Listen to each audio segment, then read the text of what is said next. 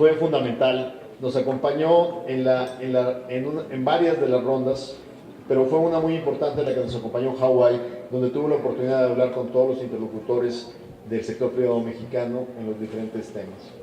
Esa negociación la cerramos en Atlanta el 25 de octubre del 2015, y se procedió a su firma el 4 de febrero del 2016. Cuando yo digo que esa negociación se cerró como todas, de la mano de la interlocución de un comité especial del Senado y de la mano del cuarto de junto del sector privado. Hubo dos sectores en esa negociación que al final tuvimos que trabajar con ellos. Uno, el sector lácteo, porque Nueva Zelanda quería acceso libre mercado al mercado lácteo mexicano, y paramos esa ambición, y lo que hicimos fue negociar con el sector lácteo las cuotas en quesos y en leche que pudieran ser tolerables, y el sector lácteo mexicano nos autorizó la cantidad de exceso que pusimos en la mesa. En el caso del sector textil, lo que al final movió el tablero no fue el esquema que pactamos de acceso al mercado mexicano, que le dimos hasta 16 años de transición, sino que al final los norteamericanos les dieron un acceso especial a Vietnam que atentaba contra el acceso de exportaciones mexicanas a Estados Unidos. Con la salida de Estados Unidos, esa amenaza se neutraliza. Entonces, prácticamente teníamos un acuerdo que estaba supervisado por ustedes y estaba de la mano, como fuimos hasta el final con el sector, el cuarto de junio. ¿Qué pasa? Llega el presidente Trump, lo deshace. Y entonces Japón nos manda un mensaje, porque ustedes, acuérdense, que ustedes lo tienen recibido como Senado de la República. Pero Japón nos dice: avancemos y aprobemos en sus términos el acuerdo. Para ese momento, nosotros ya estábamos en la bronca del problema de NAFTA. Y entonces le dijimos a Japón, el Japón ya lo había aprobado por sus dietas, le decíamos: nosotros no podemos pedirle a nuestro Senado que lo apruebe en sus términos, porque estaríamos aprobando cosas de interés de Estados Unidos que van a estar presentes en la mesa de negociación de NAFTA. Es como decirle a los norteamericanos: lo que está allá adentro es gratuito para ustedes. Entonces no era en el interés de México aprobarlo así, con algunas cosas que eran del interés de nuestros vecinos. Entonces, ¿qué hicimos? Convencimos a los japoneses de cómo pudiéramos reconsiderar un TPP-11, que es una señal interesante a nivel de equilibrios mundiales. Y le dijimos a los japoneses: vamos adelante bajo 4 premisas. La primera, que no haya ningún rajón que le quite acceso a mercado a lo que está en la mesa. O sea, que no vaya a decir Japón: no, es que yo les di 800,000 toneladas de carne porque estaba Estados Unidos, ahora que se fue a Estados Unidos nada más les voy a dar 400. No, lo que está en la mesa se queda en la mesa. Entonces imagínense ustedes lo que cambia las posibilidades del sector exportador de puerco mexicano, de carne mexicana, de jugo de naranja mexicano, cuando tú retiras la oferta de un competidor del tamaño de los Estados Unidos. Entonces, claro, eso también es para nosotros, no podemos quitar cosas que habíamos puesto de acceso al mercado. Ese fue el primer gran principio. El segundo principio: no podemos bajarle el grado de ambición a la agenda progresiva. Nuestros compromisos en materia de derechos laborales, derechos ambientales, de pymes, de competitividad, no se pueden quitar. Y eso era fundamental. ¿Por qué? Porque los textileros mexicanos y los productores de calzado mexicano no quieren que las empresas estatales de Vietnam de textiles, vestido y zapatos utilicen violaciones laborales para tener una ventaja competitiva. Entonces, no podemos permitir que nos dijera Vietnam: no, es que como ya no está Estados Unidos, ya no hay quien me presione para sostener mis estándares laborales. Y eso fue un principio fundamental, que no hubiera dilución o adelgazamiento de las obligaciones en materia de derechos fundamentales. El tercer gran principio fue: congelemos o suspendamos 20 temas estratégicos de interés de Estados Unidos, que solo entrarán a este acuerdo si un día Estados Unidos regresa. Entonces, por ejemplo, un tema que fue muy debatido: el de las patentes para medicamentos biotecnológicos. Ese tema quedó cancelado, porque ese es un tema que hoy estoy analizando en la nueva negociación NAFTA. Pero así como hay ese tema, hay 20 temas de interés de Estados Unidos. Entonces, y el último, aparte de estos tres que les menciono, sí, una cuarta condición que nosotros pusimos. Para ir en este acuerdo, tiene que estar Canadá arriba, porque México no puede mandar la señal que no vamos con Canadá. Y eso fue un tema que en la última ronda se complica porque Canadá se baja. Y nosotros nos propusimos con los japoneses de lograr que lleguemos los 11 al final. Esto se concluyó en una última ronda. Intentamos concluirlo en APEC con la presencia de los líderes, con el presidente Peña, el primer ministro Abe, pero ahí fue donde Canadá no pudo acompañarnos y se desinfló, no hubo reunión de líderes y tuvimos que amarrar reunión ministerial. Y finalmente, de ese momento ahorita, se reconstruyó, los canadienses regresaron y pudimos cerrar los términos para poder intentar firmar ir a firmar este acuerdo en el mes de marzo próximo. Y por eso es bien importante trabajar con la Comisión del Pacífico, de Asia-Pacífico, para avanzar este tema. Ahora, en el caso del Acuerdo de Libre Comercio de Europa, ¿por qué es importante su modernización? Y aquí hay compañeros senadores que nos acompañan de muchos estados que siempre se quedaron con la idea de que el acuerdo europeo se quedó muy corto en el nivel de ambición de penetración y exportaciones de algunos productos mexicanos, y tienen razón. Por ejemplo, la cuota de plátano en el actual acuerdo con Europa es de 2.000 toneladas, es irrisoria.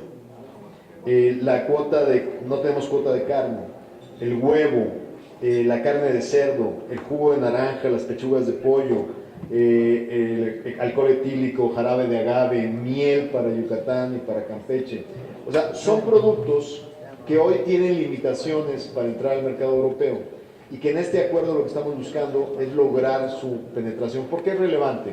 Les platico una historia de una productora de naranjas muy importante de mi estado, que produce también autopartes, Enrique Zambrano. Y me dice, actualmente yo le mando a Estados Unidos, en los jugueros les mandamos 150.000 toneladas de jugo de naranja, algo por el estilo.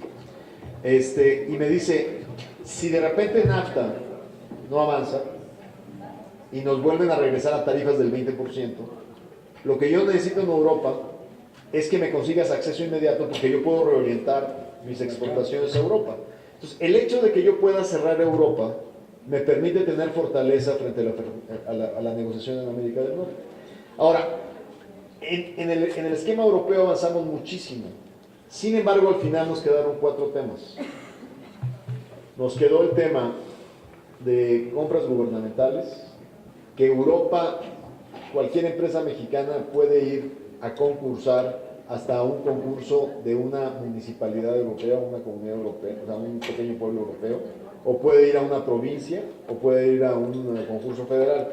Nosotros nunca hemos abierto el sistema de licitaciones a los niveles estatales, pero a Europa le resulta imposible poder hacer un acuerdo si no tiene el mismo acceso que ofrece. Entonces, ¿cómo le dijimos a los europeos? Señores, constitucionalmente, el gobierno federal no puede poner a los estados en la mesa. Podemos invitarlos a que se suman a un mecanismo de licitaciones, bajo el principio de que va a ser una gran ayuda para mejorar la transparencia a nivel de los estados, airar y ventilar nuestros procedimientos, y ayudar también a que si, por ejemplo, Campeche, Tabasco, todos los días que me ven me dicen, es que queremos el acceso de plátanos que tiene Colombia y que tiene Costa Rica en el acuerdo con Europa. Entonces mi comentario va a ser al gobernador de Tabasco, ya lo tengo, nada más súbete de manera voluntaria al paquete de licitaciones públicas, que no solo le van a ayudar al Estado, sino también van a ayudar en la causa de la transparencia y de las buenas prácticas. Entonces, mi compromiso, ¿cuál va a ser? Yo voy a establecer un mecanismo para invitar y garantizarte al menos 10 entidades federativas que voluntariamente se sumen a poder, a partir de cierto nivel, no a cualquier tipo de licitación, sino importantes de obra pública, de transporte, de sistemas de agua, etcétera, que puedan estar en estos procedimientos estándar internacionales para licitaciones abiertas internacionales. O sea, ese es uno. El segundo, como ustedes saben, para Europa fue un gran dilema político el tema de inversionistas, el tema de arbitraje, el capítulo 11 de NAFTA. En Alemania se creó un movimiento tremendo donde dijeron no queremos que particulares puedan llevar a tribunales a estados nacionales. Y por lo tanto Europa dio un paso en el movimiento de lo que se llama ahora un nuevo sistema que quieren crear de cortes internacionales, donde sea prácticamente los gobiernos los que diriman los temas de equidad y condiciones de inversiones. ¿Por qué? Para defender hasta cierto punto la política pública de cuestiones que no sean de mejor carácter. Les doy el ejemplo del tabaco. En Australia, una compañía tabacalera, basándose en un acuerdo de protección de inversión, quiso llevar al Estado australiano a decir que no podía hacer lo que le diera la gana en anuncios antitabaquismo. Por ejemplo, no sé si es Australia que te obliga que si vas a vender cigarros, sea en una cajetilla negra que diga esto mata. Y bueno, o sea, la verdad es que el único producto del mundo que sabemos que a la larga sí mata, pues es el tabaco. Entonces, el esquema es que llevó a los europeos, las cigarreras aquí en este me van a sacrificar, pero en el largo plazo, o sea, a pellizcos, pero mata. El tema de fondo es cómo garantizas los derechos de los inversionistas sin darles poder para que puedan bloquear la política pública. Ese es el balance. Y bueno, y la idea es que en el Acuerdo de Europa nos subamos al nuevo modelo que Europa está promocionando de las Cortes Internacionales. Que creo que la verdad es que sí funciona, qué bien, mientras la armamos están los acuerdos recíprocos de inversión que tenemos con los 16 estados europeos más importantes económicamente. En el acuerdo con Europa, aparte del tema de inversión, aparte del tema de compras gubernamentales, existe también dos temas muy importantes. Uno que tiene que ver con la propiedad intelectual en lo que son indicaciones geográficas. ¿Qué son las indicaciones geográficas? Son como nuestras denominaciones de origen, que ligan a un producto con una región específica del territorio. El queso manchego de oveja, el parmesano rillano, cada uno de estos productos tiene algo que lo ata a una región. Y entonces, en el mundo hay dos sistemas que están confrontados. El sistema norteamericano de marcas contra el sistema europeo de indicaciones geográficas. Y es una pelea colosal. Les doy el tipo de debates que se dieron en la negociación que se tuvo en algún momento entre Estados Unidos y Europa que no terminó. El negociador americano llegaba a la negociación y traía en la mano un frasquito verde de Kraft parmesano. Y le decía, mira, gracias a estos, tu parmesano se dio a conocer en todo el mundo. Es más valiosa mi marca que tu producto regional. Entonces, es un debate de fondo. Ahora, México está en medio de los dos, porque también tenemos denominaciones de origen. Nosotros no queremos que un día haya un tequila madrileño o haya un tequila japonés. Entonces, si queremos defender nuestras propias denominaciones de origen, tenemos que crear una coexistencia de marcas. Por eso les agradezco profundamente la votación que tuvo el Senado de la República para crear las bases de lo que se va a llamar el sistema de oposición, donde le digo al que tiene la indicación geográfica de aquí para adelante, sí, te la voy a respetar, pero primero tienes que venir aquí a demostrar que no hay derechos adquiridos de marcas que anteceden tu entrada a este mercado. ¿Qué hicimos con los europeos? Nos pasaron una lista de 330 indicaciones geográficas que quieren que les protejamos. Les dijimos, señores, las vamos a publicar en el registro público, no sé si fue en el diario oficial, y vamos a preguntarle a todos los que comercializan en México que nos digan quiénes van a tener reservas de derechos adquiridos sobre estos. De los 330, 290 no tuvieron ninguna reserva, nos quedamos con 40. Y sobre quiere decir que a 290 le vamos a dar reconocimiento automático. De esos 40 vamos a tener que crear, ya andamos como en 20 nada más, soluciones ad hoc, soluciones específicas. Les digo, por ejemplo, ¿cuál? Manchego. Nadie en su sano juicio confunde un manchego mexicano con un manchego de oveja español. Y tenemos nuestro paladar para ambos. Unos para hacer quesadillas y comerlo en cuadritos en botana, y el otro para ponerlo en pan tomato con su jamón serrano.